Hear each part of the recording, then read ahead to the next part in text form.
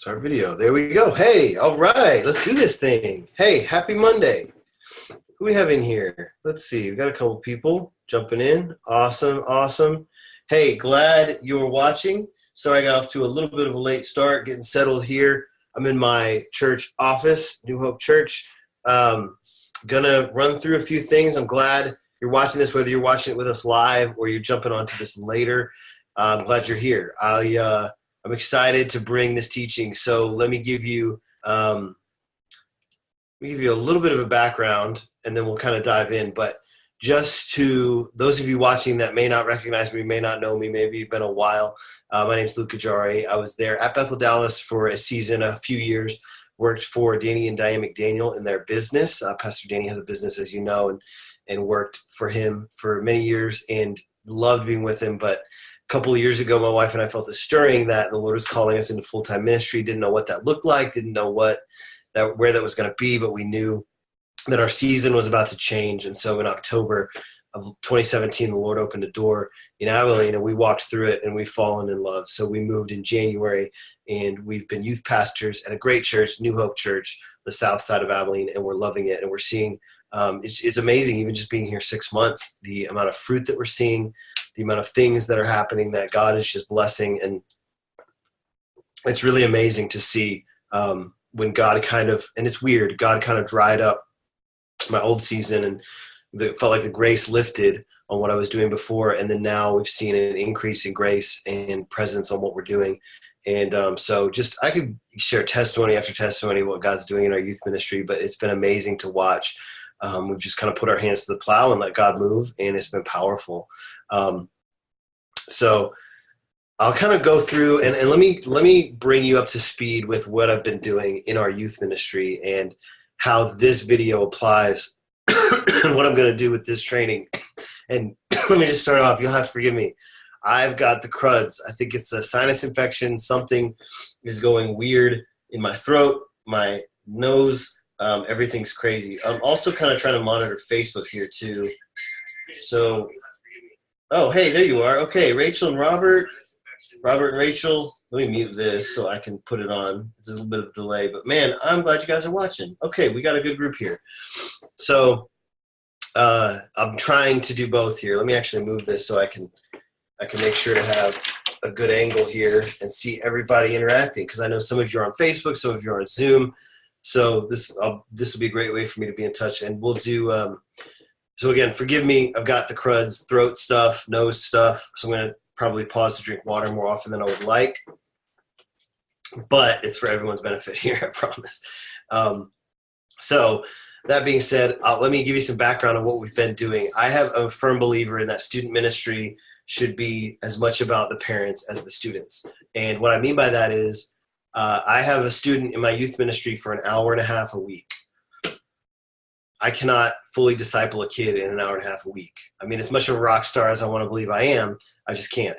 And so it has to be a partnership with the parents. So I believe just as much part of my job is to pour into the lives of students, it's also to help equip and resource parents in this parenting journey. And now I've got a lot to learn. I've got a 3-year-old and a 1-year-old.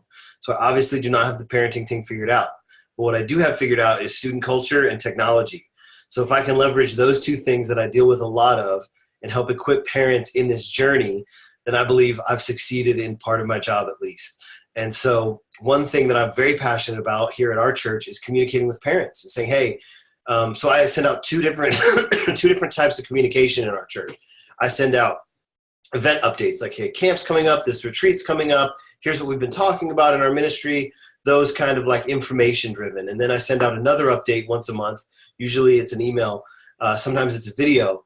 But I'll send, hey, here's a resource I found. Here's an article I suggest you check out. Here's something I wrote that is relevant to our kids. Here is something dealing with secular music. Here's an article I found dealing with this. And so one time, a couple weeks ago, I pumped out a video like this. I was just in my office, and I set the camera up and recorded a video on the dangers of Snapchat. I talked a lot about parenting through other things. I talked about the philosophy of parenting. I talked about a lot of different things other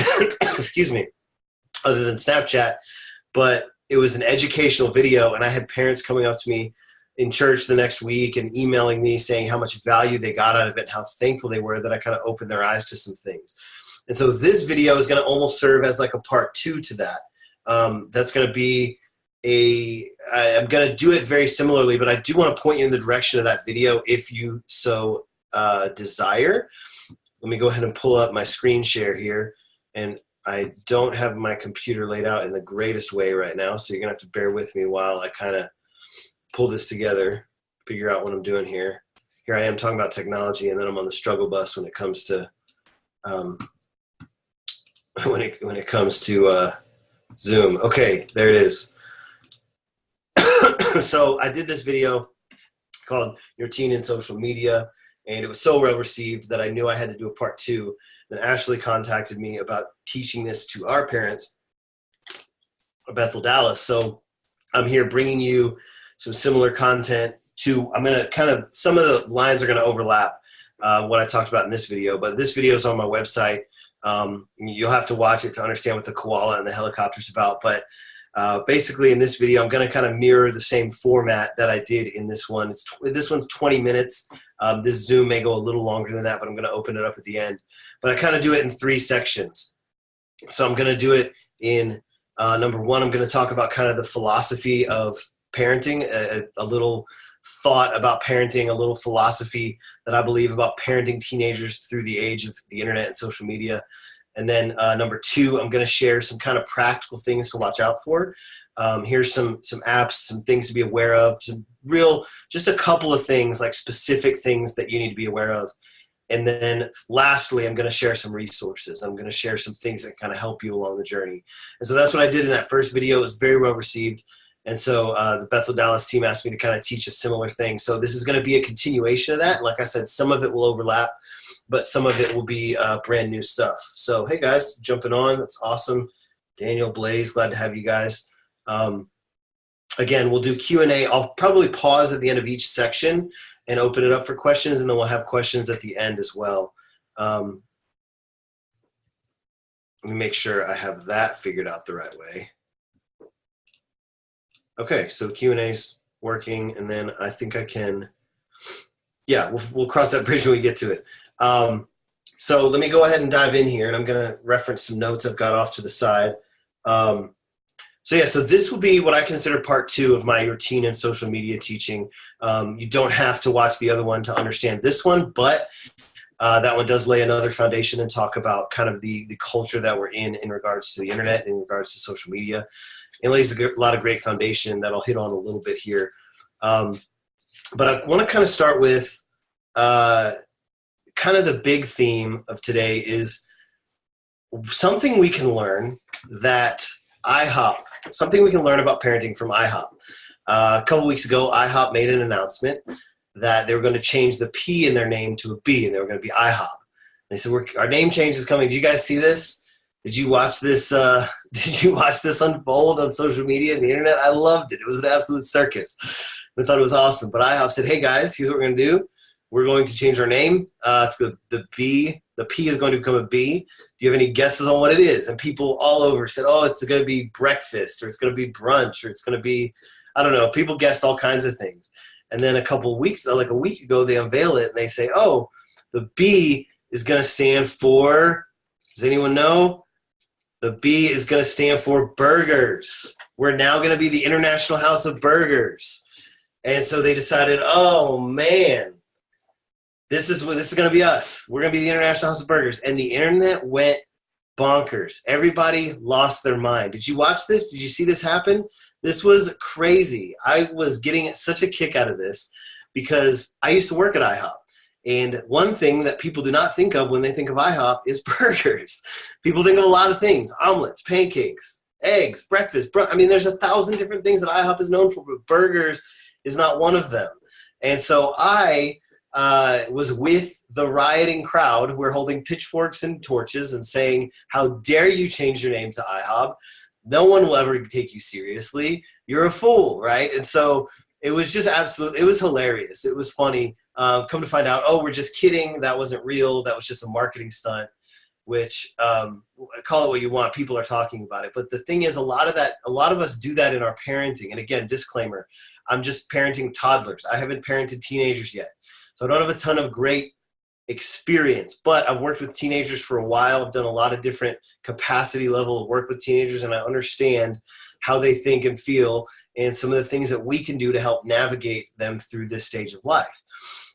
And we do the same thing IHOP did. And we try to become something that we were never meant to become. We say, okay, I'm not going to be your parent. I've been your parent, but in this season, I actually would prefer to be your best friend. And so we change that about ourselves. We say, I want to take a shift. I want to go from being parent to being best friend. So I want to be cool, and I'm going to allow certain things to happen because I am so on board with you being my friend. And here's the thing. There's no expectation for you to be their best friend. There's an expectation for you to parent.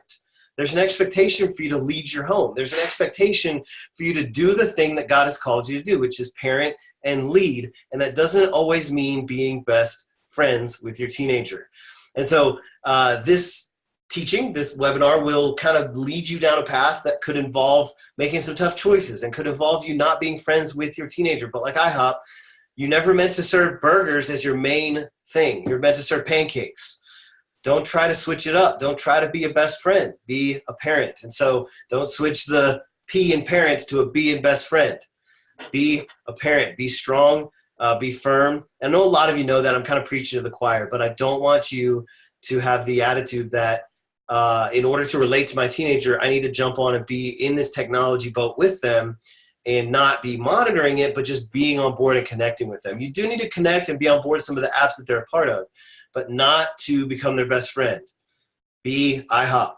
Be what God has called you to be. Be a parent. Be strong and be firm about things. And so another philosophy in parenting that kind of goes along with this is you are going to have to be like this guy when it comes to social media. Liam Neeson in the movie Taken, classic. He gets on the phone. He picks up his daughter's phone. She's been taken. He's on the phone. His daughter's phone's laying there, and he's hearing everything going on. And he hears them pick up the phone, and he says, "I don't know who you are. I don't know what you want, but I'm going to find you, and I'm going to kill you." And it's like classic. It's like the most intense. Still, just talking about it sends shivers down my spine. It's like the most classic thing. And so he issues this warning. Like, I don't understand where you're at. I don't understand what you're doing. I don't know what you want, but I'm going to find you and I'm going to kill you. And so that's what parenting through the age of social media is a lot like. It involves, hey, I don't know what these apps are. I don't know what they want. I don't know what they're about. I don't understand all the technology behind them, but I'm going to find them and I'm going to kill them. I'm going to destroy them from having any influence over my child's life. And so that is an ongoing thing. You cannot watch one webinar. You cannot read one blog. You cannot read one article and be fully equipped as a parent. You have to have the Liam Neeson mentality that I'm going to find out what's going on and I'm going to destroy it. And that happens when you're a parent and not a best friend. So let's dive into some specifics. Does that make sense so far? Anybody got questions about where we're at so far? Does that philosophy in parenting make sense? Again, I know you guys are all top-notch people, so this is kind of like preaching to the choir. You're not deadbeat dads and disconnected parents. You are involved, engaged in their life. So I know, again, like I'm preaching to the choir, I just want to kind of lay that foundation because where we go from here is going to involve that type of attitude, that type of mentality, and knowing what we're supposed to do as a parent to our teenager. So yeah, you have one job, like IHOP. You have one job with pancakes. You have one job to parent your teenager. And it's gonna be good. It's gonna be worth it, but it's gonna be hard work. And I am not really looking forward to the day that my kids are teenagers because I know as far as technology's come, it's gonna be a whole nother ball game when we get down that path. And so I'm a little bit intimidated. Wish it was easier. I think Cherie Morgan said it when she posted about this video, but she said something like, when I grew up, we were riding bikes around the neighborhood. Well, now the neighborhood's just a lot bigger and you never go home. Like the neighborhood's always happening. I heard a friend of mine, I think it was Daniel, said it on when he did a social media training in October. He talked about how in high school you have the cafeteria, right? Everybody's in the cafeteria talking. There's bullying happening. There's abuse happening. There's all kinds of nonsense happening in the cafeteria and throughout school. But eventually everybody goes home and everybody stops. Well, that was 15 years ago. Now nobody's going home. The conversation never stops. People go home, but the conversation doesn't end. And so it's a tough thing. And I have a lot of compassion, a lot of prayer for you guys, for parents in this day and age. And let me just reinforce that Liam Neeson mentality here with Proverbs 29:15 in the New Living. It says, to discipline a child produces wisdom, but a mother is disgraced by an undisciplined child. And so the Bible says you have permission to discipline your children. You have permission to police this area of their life. You have permission to be IHOP, to be a parent, to be about the pancakes. If somebody's jumping on right now, you're like, why does he keep talking about IHOP? Go back and watch the recording. You'll get it. So thanks, Matt. Thanks, Sheree. Appreciate you guys. Here's some specifics. Here's some things to be vigilant about. One of them is Snapchat. And I have a love-hate relationship with Snapchat. I really, I don't have anything to gain or lose by Snapchat one way or the other. It's really up to you. And like I said, you're going to have to kind of figure this out for yourself, how you're going to handle this in your household. But Snapchat is something that was originally developed as an app to make sexting easier. And so this is something that was developed by college guys. The origin story is kind of murky. Not everybody fully knows 100% how it came to be. But the name of the game is privacy. The name of the game is secrecy, deceit, and disappearing messages. And so a lot of you know that. Snapchat's been around for a while. And not everybody that gets on Snapchat, I began the meeting by saying I've got the cruds, and so you'll have to forgive my little hiccups and coughs and sneezes and stuff. I'm not sure what's going on, but taking a lot of vitamin C and drinking water, so we'll get over it. But not everybody that gets on Snapchat has bad intents with it. But what I have found is that it's very easy to get in trouble on Snapchat. It's very easy to stumble into areas that you shouldn't be in, like in The Lion King. Everywhere the light touches is your kingdom, but this one area, we should never go there. I think this is one of those areas of the internet that would be better off left alone. Oh, but the filters are cool, and it's a great app. And I've even been on the other side. I've convinced friends, hey, you need to join Snapchat. It's amazing. And now I've kind of changed my tune. I'm not a huge fan, simply because Snapchat did an update earlier this year, either December last year or January this year, that highlighted their Discover feature. And the Discover feature, the closest thing I can call it, it's like the tabloid section at the supermarket where the Cosmopolitan magazine is and the Sports Illustrated swimsuit edition. It's this fed content, this stream of content that's sponsored by different organizations. And anybody can publish anything, and there's no way to filter, control it, or turn it off. So I actually use Snapchat here and there. I engage with people. I sent messages out. But when that update was released, the trash was just automatically funneled to my home screen of Snapchat. And I didn't want to see updates of the Kardashians' latest bikini photos. I didn't want to see this wardrobe malfunction at the Oscars. And there was all kinds of problems happening, being pumped into Snapchat. There's no way to change it. You can sort of limit your preferences and all that. But this priority, it'd be like at the grocery store, but every aisle is the tabloid section. Why do I want that? Why do I need that? I'm going to go shop somewhere else if that's what you have. That's all you have in your store. I'm getting out. And so, for example, Snapchat a couple weeks ago, this is what spurred on my first parent video like this, was they did a Cosmo After Dark, it went live Fridays, I believe, at 9 p.m. And it was Cosmopolitan magazine publishing content that was absolutely horrific. It was not, I would say it was like nude pictures, but it was pornographic in its descriptions. It was a lot of text, quizzes. Absolutely just filthy, filthy stuff. Funny story. I was doing the research for that.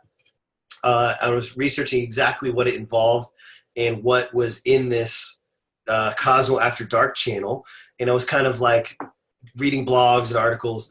And I left one of the articles up on my computer when I went to lunch, and it was one of the articles describing, I'll resource you where this blog was that I was on, but it was describing this Cosmo After Dark feature, and it had screenshots from the app of what some of the descriptions were happening. I mean, it said like super sexual things, like just, I don't even want to say them because they were so inappropriate.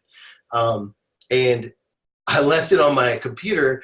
Well, the cleaning lady comes through our church and cleans our offices. So she's dusting off my office. She bumps my computer mouse. The screensaver turns off and that article pops up.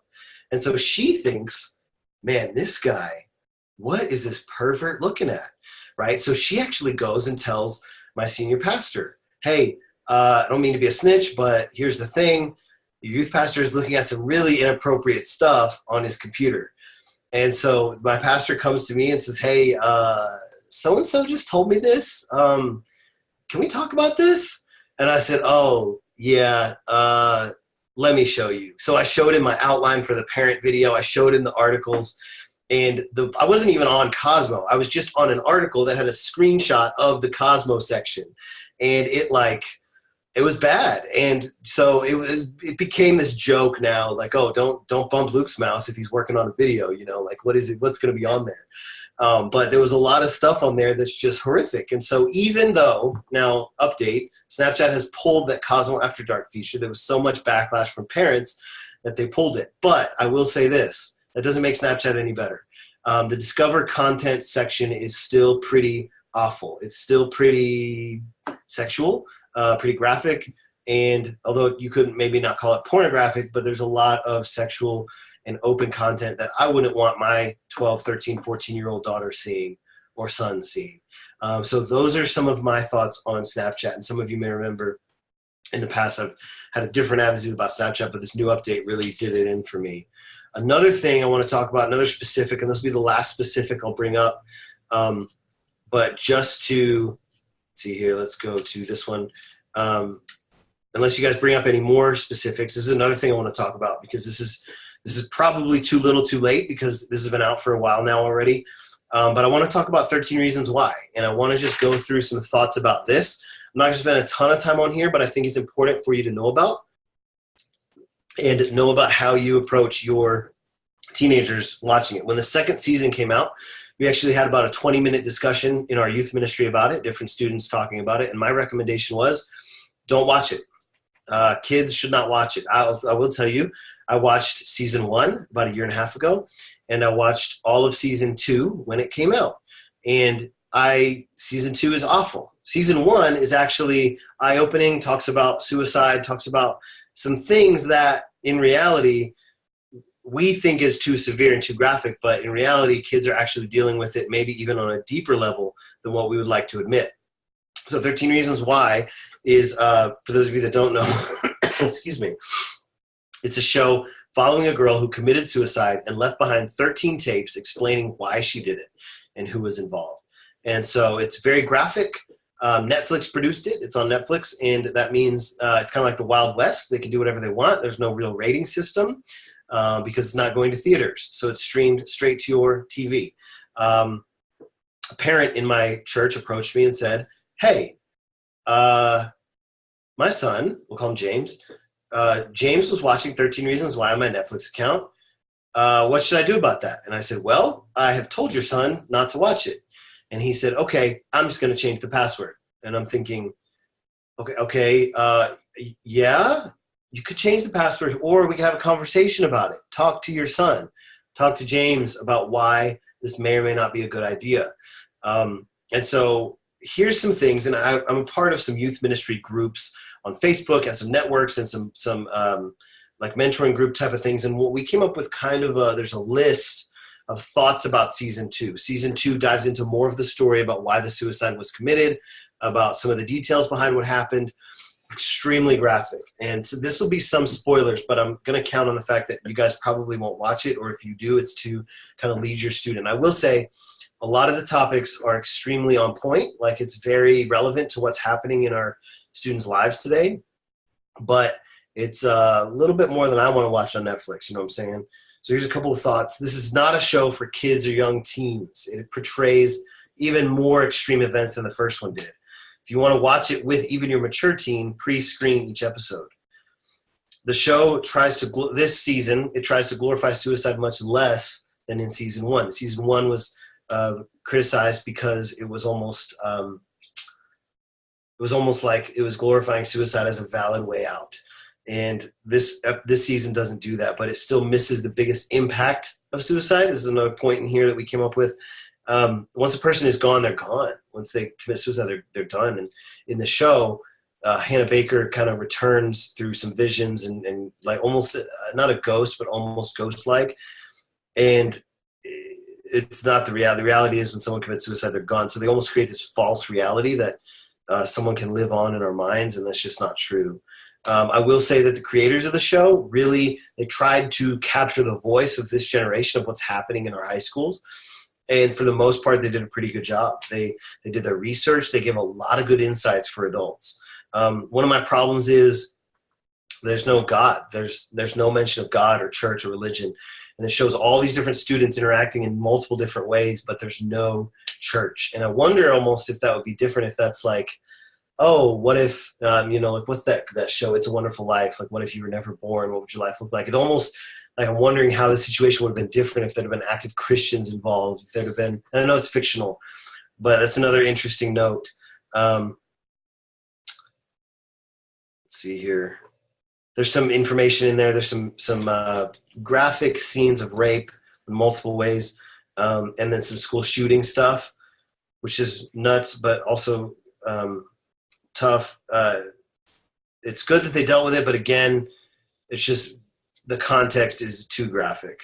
A lot of info in there on drug addiction. Sexual assault victims have very different impacts in the victims. 13 Reasons Why gave a very good read on the deep and carried scars of victims.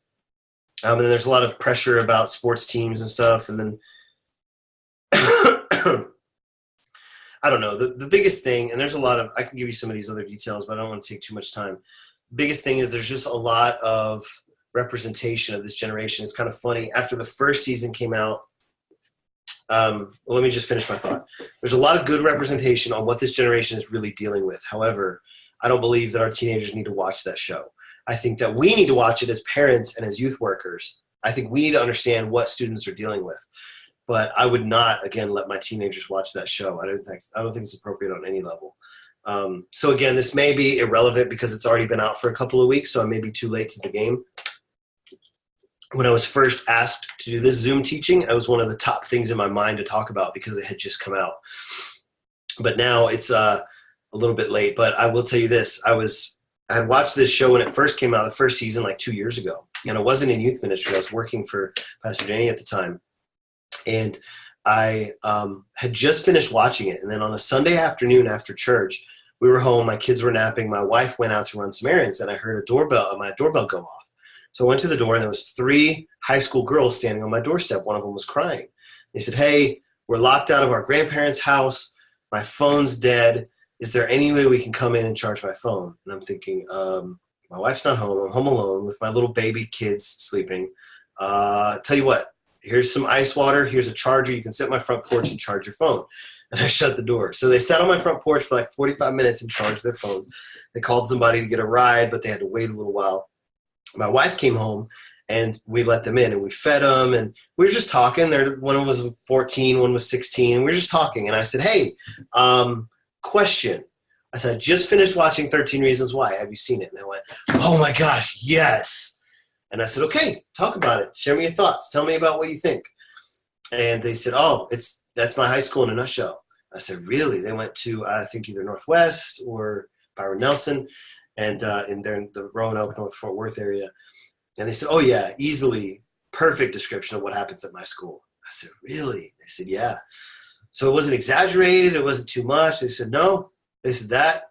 Some of those exact scenarios happened at our school. And some of those scenarios that were played out were what drove the girl in the show to suicide. And so it was very eye-opening to me to hear from these students saying, "Yeah, that show is shows right on the money as far as what we're dealing with." So my notes I take away from that is just be aware, just be present, just be involved.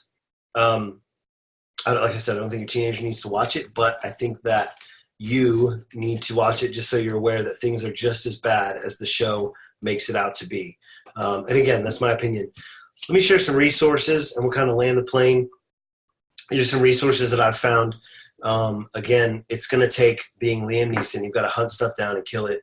Covenant Eyes is a subscription-based app that you can install on your phone to monitor content, and you'll have to set up restrictions on your phone to prevent them from downloading any other apps or doing anything else.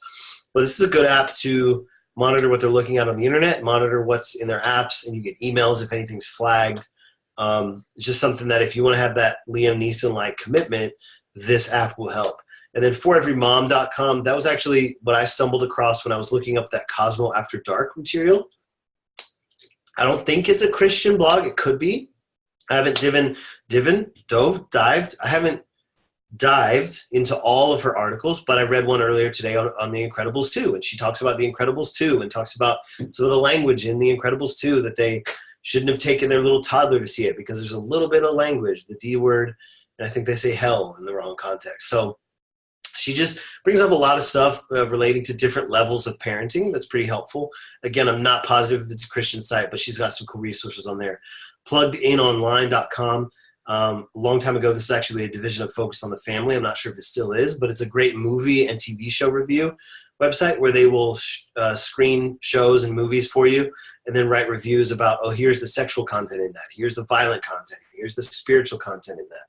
And so there's a lot of great stuff in there to help you navigate digital content. And then lastly, the Unashamed conference. I saw Laura Gallier email out a blurb about she's going to be at Bethel Dallas again after like 4 years or 3 years to do this Purity conference. It's been reimagined. It's been rethought out. And this is going to be a great conference for young adults and adults, I believe. So I think the Bethel Dallas team there is working on some more details for that.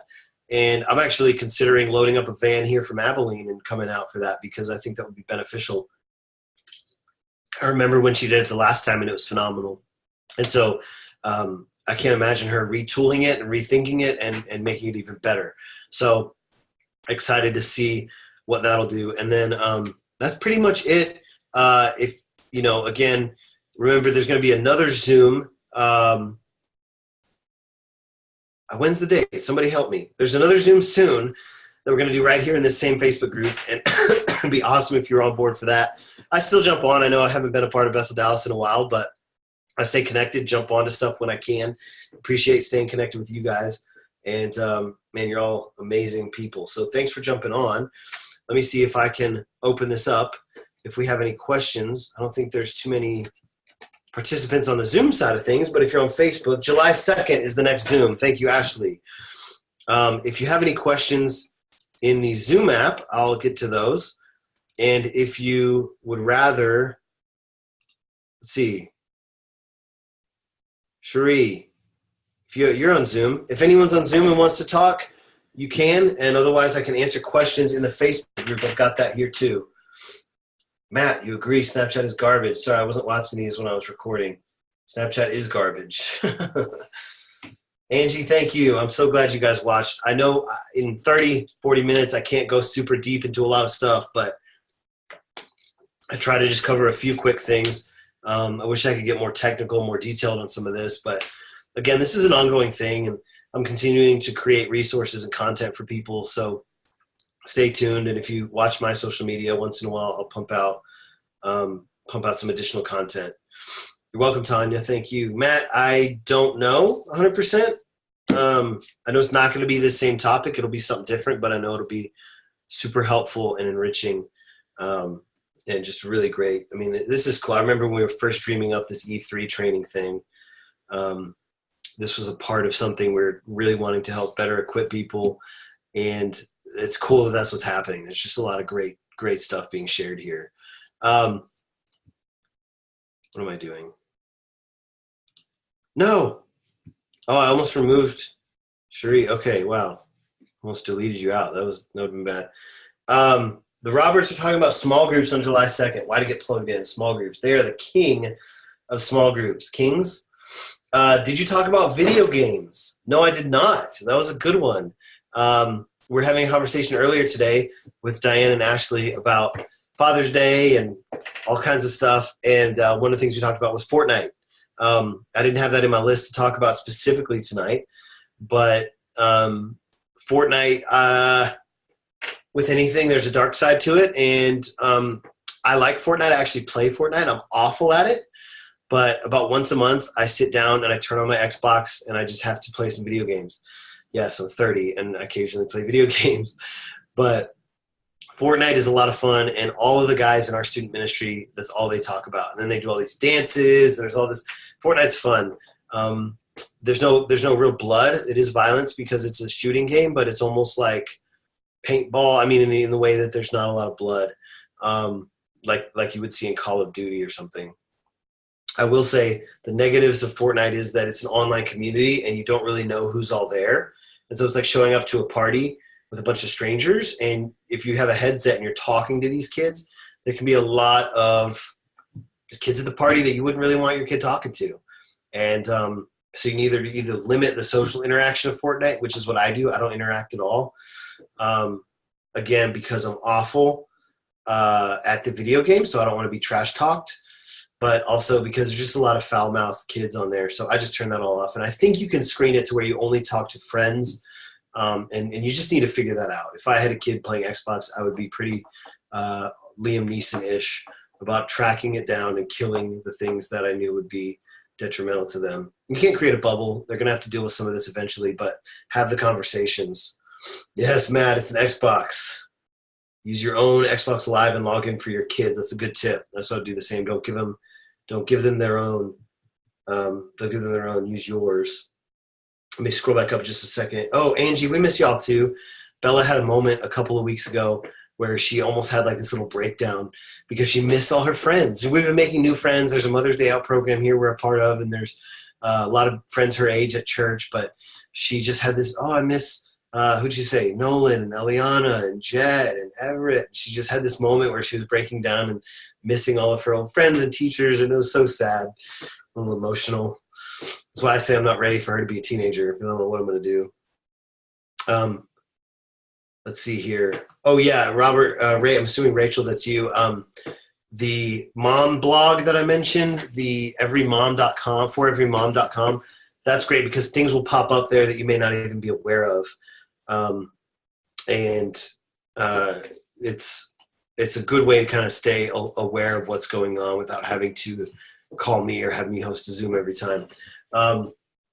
Star Wars Battlefront. It's funny that I play 2 video games. One of them is Fortnite. One of them is Star Wars Battlefront. Occasionally I play Forza Racing. And I don't know. Star Wars Battlefront is violent, but it's lasers. It's not blood. So I don't know where you stand with violence. I don't know. Caleb is 1. When he's a teenager, will I let him play games like Battlefront? I don't know. That's a good question. I'm a huge Star Wars nerd. I love Star Wars. Anything flavored Star Wars, I want it. So Star Wars Battlefront for me is a way for me to kind of relive the movies. And if it had been around when I was a kid, I sure as heck would have wanted to play it. But my parents probably wouldn't have let me. They're pretty strict. But personally, the blood and gore and spooky demonic stuff is what I'm more concerned about letting in my home. So it's wherever your conviction level is at with that. Some of you may message me later and say that if there's any violence, it shouldn't happen. But, it's just up to you on that. Roblox. I am familiar with Roblox. A lot of kids in our church play Roblox. And again, I think it's kind of the same thing that I know on the phone, because there's a mobile version where you can play it on your phone. And I know there's a messaging feature. So I think there's an audio chat too, but I know there's a messaging feature. So as long as I could go in, I'd be fine with my kid playing Roblox if I could go in and kind of monitor what they're saying to each other. If there's any way for them to delete that, archive that, I'd be very concerned because I've heard stories of kids meeting up with other kids to go do naughty things with each other using messaging features from apps that we would never think would have messaging. And so be aware of an app, any kind of communication really, because it's like I said, would you just take this scenario offline and say, would you let your kid go to a party where there'd be kids there that you don't know? And if you do let them there, do you trust them to navigate the conversations in that party in a godly way? Do you trust them to lead themselves well? And that's the same thing in Roblox or Fortnite or any of these games where there's communication happening. Are you parenting them well to navigate these things on their own? Or are they at the stage where you don't really know what would happen if you let them go to a party with strangers? Where would the conversation go? So that's my philosophy about those games. Yeah, I think that's it. Is there anything else that I need to talk about? Otherwise, I'll keep talking. I'll talk all night as long as I got some water to drink here. Looks like my thing froze, so I don't know if I'm... I think I'm getting current comments here.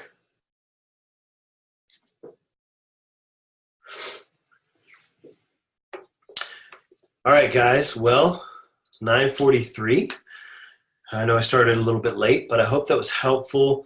Again, July 2nd, next Zoom training. It's Sunday night or Monday night again with Corey and Amanda Roberts on taking why you need a small group, why you need to be in community. That's huge. Our life changed. My wife and I's life changed. Went from being local church attenders to fully engaged when we got plugged into a small group. So everything can change when you plug in the right way in a small group. And so Corey and Amanda Roberts bring a lot of wisdom to that. And I hope that you tune into that. Love you, Matt. Oh, Angie Claudio's asking about Instagram. Instagram, again, there's a little bit more private side to Instagram where you can chat. I would do like what's the random drug tests some employers do? I would do random phone checks and just grab Instagram and go through it, make sure your kid's not communicating with anybody that's shady or unsavory. But Instagram, I mean, to me, there's nothing really inherently bad about Instagram. And again, it's like money, right? It's not the tool itself, it's how you use it. And so for the most part, Instagram's harder to get in trouble. Like I said, because there's not the discover feature like Snapchat has. But Instagram, you can use it, texting. I can use my text messages to get into trouble. But it's not as easy to get into the dark places of the internet on Instagram. Instagram's I think the number one app that teenagers engage with. One thing I will suggest is I had a parent that I was talking to her, and she's an older lady, had kids, adopted kids later in life, and so it's a cool story. But the trouble is she's older and she's kind of disconnected from technology, and so we just sat down and talked for a while. And it was not on her radar at all that it may be a bad thing to let her kids have their phone in their room at night. And I said, well, here's the thing. I would have them plug it in the kitchen. Nothing good can happen after 10 p.m. on a phone. And so have them plug it in the kitchen or in your bedroom, and then they leave and go to bed.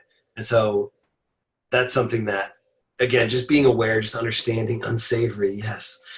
Just understanding what can happen and what's out there and how easy it is to access technology. When I was a kid, we had to download the episode 1 Phantom Menace trailer onto 3 separate floppy disks, download it and watch it in 3 parts, the trailer, because the internet was so slow and so hard to get and so new. Now it's like there's so much information available like that, and are we even aware of what our kids can access? So, man, be IHOP. Don't be IHOP. Be who God has called you to be. Parent your kids. Don't try to be their best friend. Be like Liam Neeson. Go, I don't understand. I don't know what you are, but I'm going to find out what you are. I'm going to kill you. I'm going to get you out of my teenager's life if you have anything bad to say. And then, I'm going to hunt down resources and find out what I can do to parent well. Remember, nothing good happens on Snapchat, in my opinion. Figure that out for yourself and navigate that for your family. Again, nothing good can come from your teenager watching 13 Reasons Why, but watch it for yourself and get a look into what goes on in their world, especially if they're in public school. Okay, I think that's it. Man, God bless you guys. Thanks for watching. I love Bethel, Dallas. You guys are like my second family. We're doing really well here. God is doing some amazing things. We're seeing a lot of fruit already. I can tell you story after story after story of what God's doing in our ministry. But instead, you're going to have to private message me or give me a phone call, and I will tell you all the testimonies of what's happening. So, man, that's it. Remember, July 2nd. God bless you guys. I'll stay on the thread later tonight when I get home, and I'll respond to any comments that you guys have after the fact. Or if you're watching this later, I'll respond to any comments or questions that you have. And then stay connected with me online, and I'll continue to produce content like this to help you navigate parenting in the age of technology and social media. God bless you guys.